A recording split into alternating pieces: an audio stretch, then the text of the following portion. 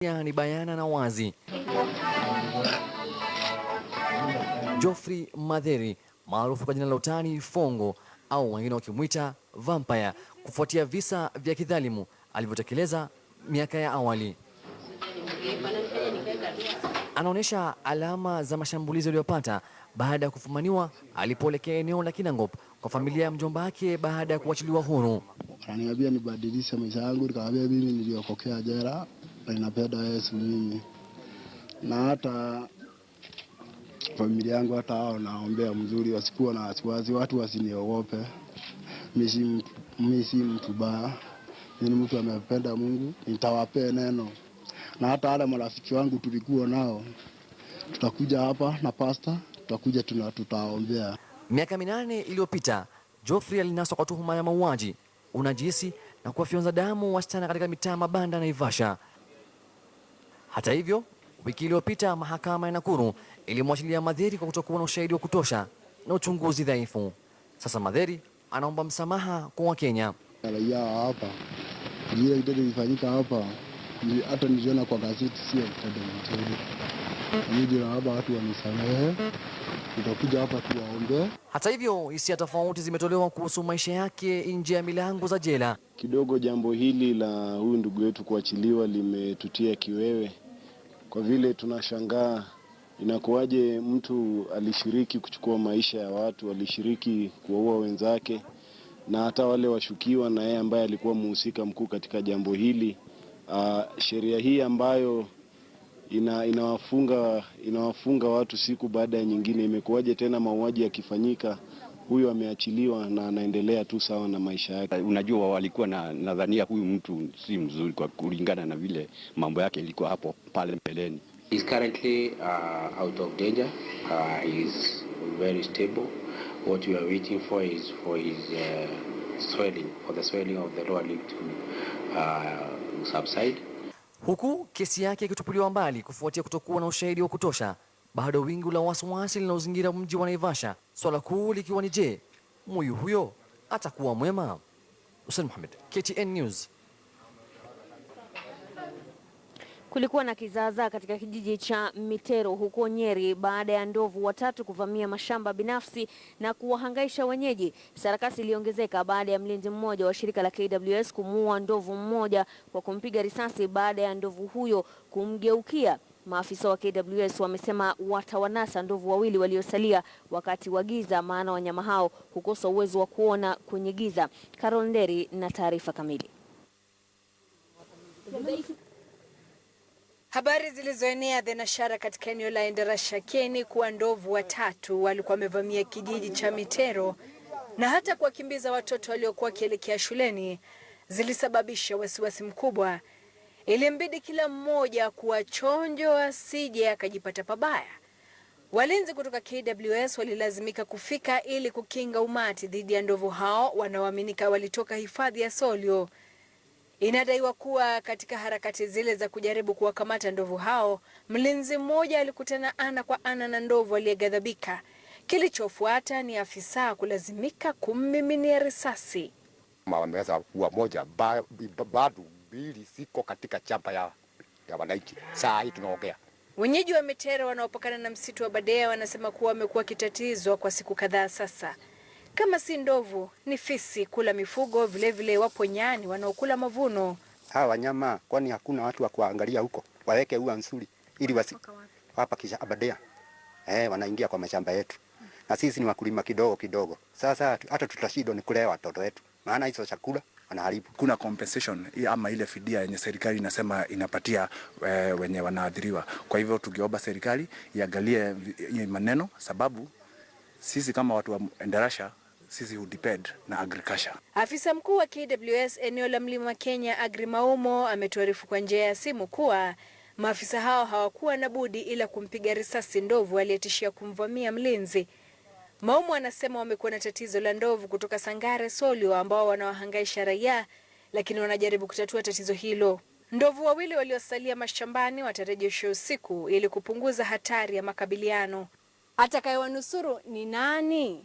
Ndio kilio cha wenyeji hapa, wakisema kuwa tayari wameshapiga ripoti, lakini wanaonekana kwamba hawajapata afueni bado, kwani wanyamapori wangali wanawavamia na kuvamia mashamba yao na wanataka basi suluhisho la haraka.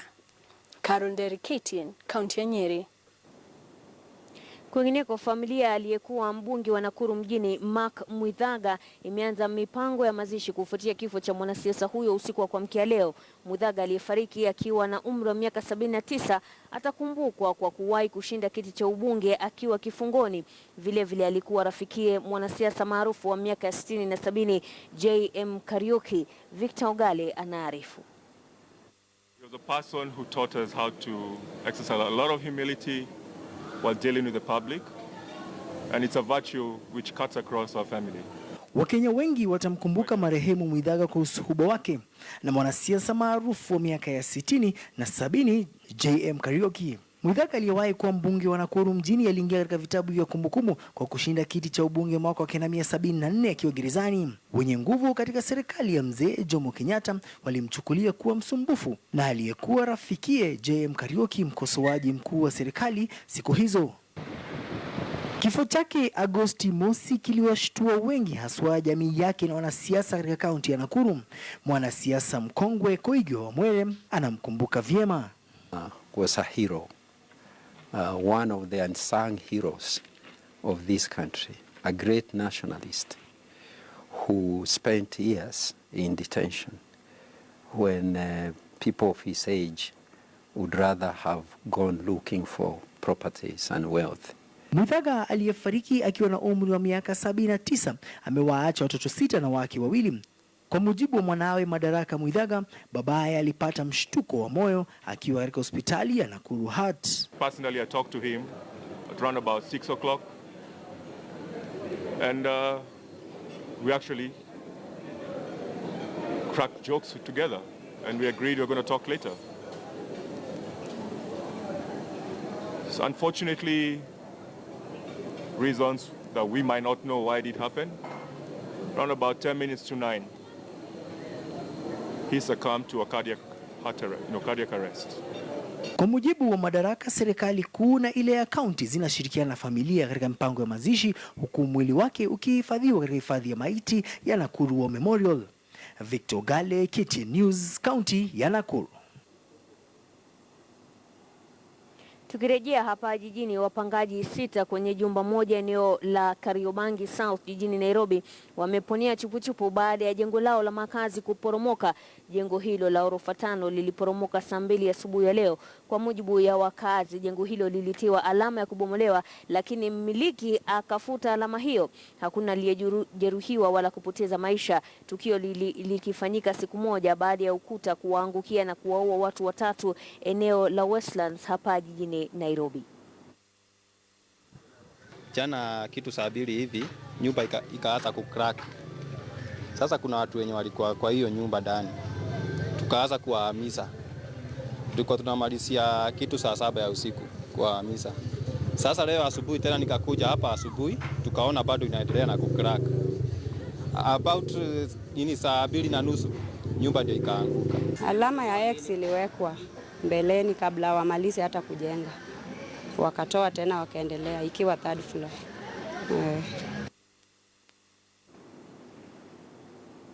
Na katika masuala mengine, utafiti wa Ipsos Synovate unaonyesha kuwa 35% ya Wakenya wangependa kinara wa CORD Raila Odinga kuondoka siasani.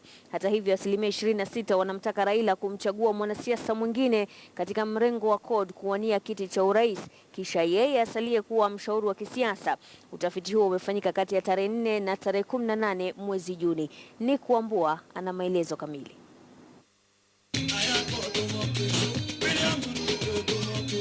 Imesalia miezi 12 uchaguzi wa mwaka 2017 kufanyika, na tayari dalili zipo kwamba uchaguzi huo, sawa na ilivyokuwa mwaka 2013, utakuwa kati ya farasi wawili ambao ni CORD na Jubilee. Safari hiyo ikiendelea kushika kasi, shirika la utafiti la Ipsos limechimba hisia za Wakenya kubaini nguvu za mrengo wa CORD na kiongozi wake Raila Odinga. 60% ya Wakenya katika mrengo wa Jubilee wanataka sana kiongozi wa upinzani Raila Odinga kustaafu kutoka kwa siasa. Aidha, 26% ya Wakenya wanataka kiongozi huyo kuendelea kushirikiana na chama chake, ila asiwanie kiti cha urais. 2/3 of CORD supporters would like him to both remain active and even contest if he wants to, 69%, but only 10% of Jubilee supporters would like him to contest. Ni utafiti ulioangazia hatima ya siasa ya Raila Odinga na muungano wa CORD, ikizingatiwa kuwa umekuwa ukikumbwa na misukosuko. Baadhi ya changamoto zinazokumba CORD ni baada ya viongozi kujiondoa kwenye mrengo huo na kuelekea upande wa serikali. Where green is a lot of confidence and yellow is some, if you combine those for all of these, it's around 50%.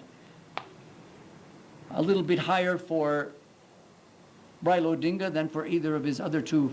Katika wimbi hili Wakenya pia walitoa hisia zao kuhusu ni kwa nini 17% ya viongozi katika maeneo husika wanahama kiholela kutoka CORD. 43% ya Wakenya wanaamini kuwa viongozi wao wanahama mrengo wa CORD kutokana na ulafi wa kisiasa. Kuna wengine kwa 28% wanaohisi kuwa viongozi hawa wanahama kwa nia ya kuleta maendeleo katika maeneo bunge yao.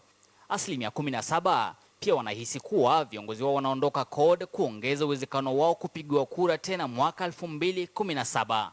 Licha ya tetesi kwamba utafiti huu hauaminiki na Wakenya wengi, bado CORD haijaamua iwapo ni Moses Wetangula, Kalonzo Musyoka au Raila Odinga atakayepeperusha bendera yake mwaka 2017. Nicholas Omboa, KTN leo, Nairobi. Ni eneo kame na huwa nadra kuona yeyote akijishughulisha na kilimo, lakini ukulima kupitia unyunyiziaji maji mashamba umeanza kuenea katika kaunti ya Wajir. Mwanahabari wetu wa eneo hilo Faisal Abdulrahman alikutana na kundi la wakulima wanaokuza matunda ya tikiti maji na ametutayarishia taarifa ifuatayo. Pambo lake ni ardhi temporary. Kiwango cha joto hufikia nyuzi 39, huku mandhari yakiwa lazimu wakazi kufuga mifugo wanayoweza kustahimili uzito wa mazingira haya kama kitega uchumi. Lakini penye waganga huzuka uchawi. Kutana na kundi hili la wakulima wanaokuza matunda ya tikiti maji, wengi wanasema kuwa hii ndiyo shughuli yao ya kutegea uchumi siku hizi. Hata hivyo, wakulima hawa husafirisha tikiti maji hadi kaunti nyingine ikiwemo Garissa, Mandera na hata jijini Nairobi kuziuza. Tikiti maji ni miongoni mwa matunda yanayopatikana kwa wingi katika kaunti hii ya Wajir na ni matunda yenye virutubisho vingi vyenye faida kwa walaji, na jamii ya hapa imekuwa ikiyakuza na kuyala. 92% ya tikiti maji huwa ni maji, huku 8% iliyosalia ikiwa ni nafaka na nyama ya matunda yenye madini ya vitamini.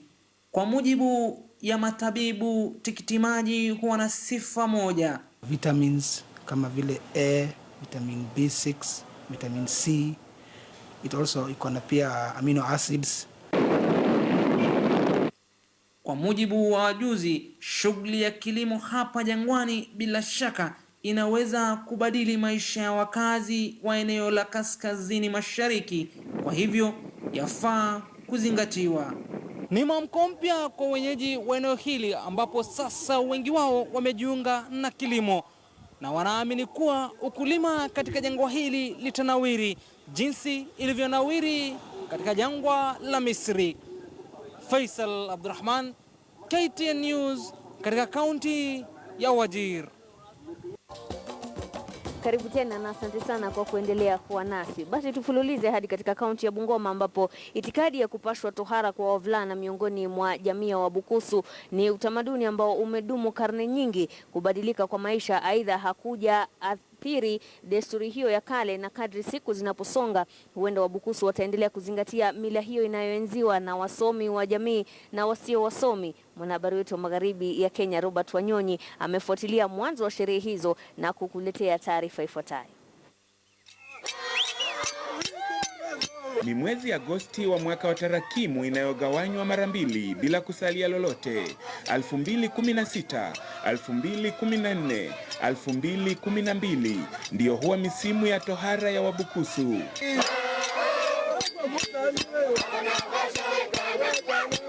Maelfu ya vijana kutoka jamii wanatimiza mila hii tayari kukabiliana na kisu cha ngariba. Mwaka huu zaidi ya vijana 20,000 wanatarajia kutahirishwa kwa njia ya kitamaduni, huku wengine zaidi ya 5,000 katika kaunti za Bungoma, Trans Nzoia na Kakamega wakikamilisha shughuli hiyo katika vituo vya afya. Hii sherehe ambayo inaweza kuhimiza Wabukusu na watu wengine kukuwa watu wazuri, kukuwa wanaume na watu wakubwa. Kwa wengine ni mila zinazopaswa kulindwa kutokana na imani kuwa zilitoka kwa mababu. Sherehe hizo huanza mapema, huku vijana wanaoazimia kutahirishwa wakianza safari ndefu za kualika jamaa na marafiki siku yao kuu ya kukabiliana na kisu cha ngariba. Kutahirisha vijana, tuna memory ya kujua ya kwamba huyu atakuwa mwanaume ama hapana.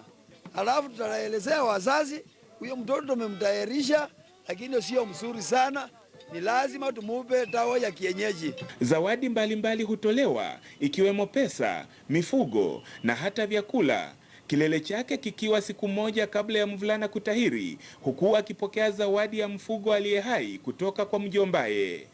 Kubadilisha sura kuwa mwanamume kama mimi nilikuwa. Fila imebadilisha hivyo.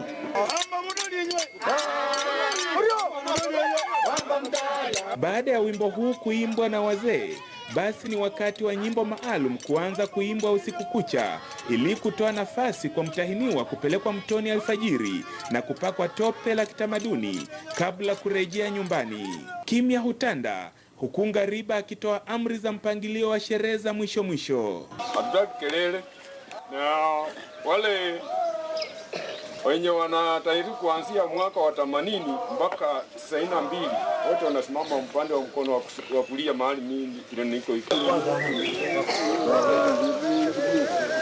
Ni shughuli inayochukua chini ya sekunde 5 kwa kila kijana, na hatimaye sherehe na mbwembwe zinazoshuhudia zawadi mbalimbali hutolewa. Mvulana atakuwa amehitimu kuwa mtu mzima mwenye majukumu yake. Nisikia uchungu zaidi. Kama nisikata nisikia uchungu zaidi, lakini kusikia nisikia mbali sana. Kama alimaliza nikasikia vibaya sana. Baada ya vijana waliotahiriwa kuingia jandoni, nyumba ambayo wataishi kwa miezi 4 wakitoka kwa sherehe za mwisho, wazazi wao hubaki wakikadiria gharama. Ni sherehe za kitamaduni ambazo zimeanza katika kaunti ya Bungoma na Trans Nzoia, huku zikiendelea mwezi mzima wa Agosti. Wazee wa jamii ya Wabukusu wanasema kwamba hii ni itikadi ambayo itadumu. Robert Wanyonyi, KTN leo katika kaunti ya Bungoma. Karibu tuingie uwanjani. Huku Wakenya wakiendelea kusubiri michezo ya Olimpiki kung'oa nanga na sherehe za ufunguzi tarehe 5 mwezi huu, Eliud Kipchoge anaendelea na mazoezi yake katika eneo la Kaptagat akiwa na matumaini ya kupeperusha bendera ya Kenya katika mbio za marathon. Eliud Kipchoge ni mwanariadha aliyebobea sana kwenye safu ya marathon, huku akiwa ameandikisha ushindi katika mbio zote ambazo ameshiriki tangu kuhamia marathon.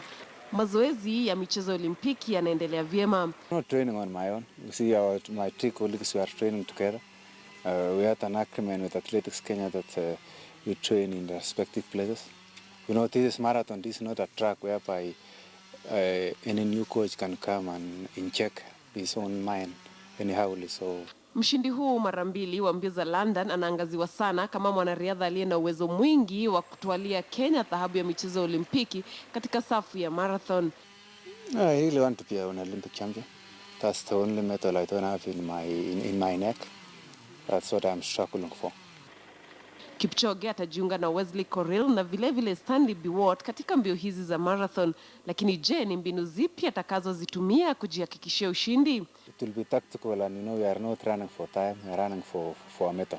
Mbio za marathon upande wa wanaume zitafanyika tarehe 21 ambayo ni siku ya mwisho ya michezo ya Olimpiki jijini Rio. Lynn Washira, KTN News. Timu 200 kutoka kanda ya Afrika Mashariki zinatarajiwa kushiriki katika mashindano ya mwaka huu ya Gold Cup yatakayoandaliwa mjini Nairobi. Mashindano hayo yananuiwa kuwapa wachezaji chipukizi fursa ya kuchezea vilabu mahiri. Robinson Okenya aliwatembelea baadhi ya vijana hao na kuandaa taarifa ifuatayo. Zaidi ya wachezaji 500 wanatarajiwa kushiriki kinyang'anyiro cha mwaka huu cha kombe la Gold Cup ambalo litaandaliwa jijini Nairobi. Kombe hilo limezidi kupata umaarufu kwa kukuza talanta ya kandanda nchini tangu kuanzishwa kwake mwaka wa 2012. From the research that we have done, we have seen that people are, they're showing this talent from a very young age, and we want to give even those under 13s that opportunity so that they can start to take football as a career very seriously. Realize instead of only giving opportunity to only Kenyan players, why not expand and actually go East Africa wise? That's where Congo comes in. Mwaka huu waandalizi wa mashindano hayo wamedokeza kwamba washindi hawatatunukiwa fedha kama awali. We're trying to get guys away from playing for the money and encourage more people to play for the opportunities. You see, when you have too much prize money, what happens is that people do not display their talent completely. Instead, they play that kind of anti-football. What you learn, the skills you actually improve on as a player. As a player, you'd want to improve on certain things. So I think it will be a huge success despite the money being chopped off. Kando na kuonyesha makali yao, wachezaji watakaong'aa watapata nafasi ya kwenda majaribio katika vilabu mbalimbali katika kanda ya Afrika Mashariki. So in order to achieve this, we invited scouts from all over the continent actually. We have scouts from Azam FC in Tanzania, from Rwanda APR, that's a Rwandese club obviously. We have scouts from Uganda as well. We even have scouts from TP Mazembe from Congo. Kinyang'anyiro hicho kitang'oa nanga tarehe 15 mwezi Agosti. Robinson Okenye, KTN Michezo. Mtazamaji, kufikia hapo sina la ziada, natamatisha awamu ya kwanza ya taarifa za KTN leo, lakini kwenye awamu ya pili tutakuwa tunakuletea makala maalum ya jaramandia la uhalifu, makala yaliyoandaliwa na Muhammad Ali ambaye atakuwa nakuletea kumbukizi ya mambo yalivyokuwa mwaka 1982 Agosti mosi wakati wa jaribio la kuipindua serikali. Endelea kuwa nasi basi kwenye KTN News.